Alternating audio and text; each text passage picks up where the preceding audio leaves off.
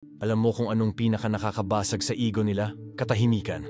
Sabi pa nga ni Marcus Aurelius, kung tatanggihan mo ang pakiramdam na nasaktan ka, mawawala rin yung mismong sakit.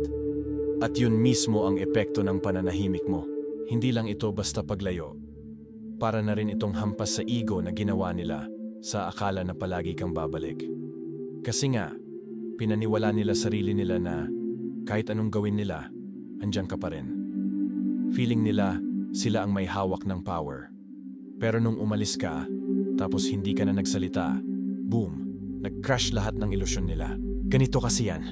Ang ego, nabubuhay sa kontrol. Kailangan nito ng reaksyon mo. Kailangan nitong marinig ka, makita kang maghabol, o magpaliwanag. Kapag nanahimik ka, wala na silang source ng lakas. Bigla ka na lang naging unreadable. Hindi ka nila mahulaan, hindi ka nila mamaniobra.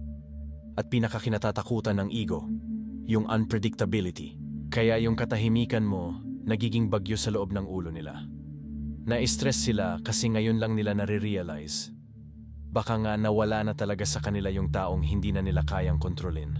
Kaya mas malakas ang epekto ng pananahimik kaysa kahit anong argumento. Mas matindi pa kaysa kahit anong paliwanag. Kasi ang salita, pwede nilang balibaligtarin. Ang rason, pwede nilang baliwalain. Pero yung pananahimik, hindi nila matakasan. At doon nagsisimula silang lamunin ng sarili nilang tanong. Sobra na ba ako? Na-let go ko ba ang best thing sa buhay ko? Babalik pa ba siya? Pero eto ha, hindi mo ginagawa to para saktan sila. Ginagawa mo to para bawiin ang sarili mo. Para ipakita na hindi nakadepende sa kanila ang halaga mo. Natapos na yung panahon na sila ang may hawak ng strings. At pag nakita nilang hindi ka na nila kayang baluktutin, hindi ka nila kayang yugyugin, hindi ka nila kayang ikontrol, yung dating confidence nila, nagiging takot.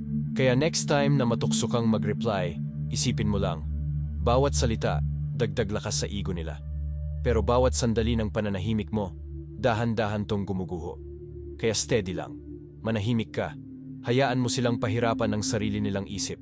Sabihin mo sa sarili mo, ang pananahimik ko, winawasak ang kontrol nila.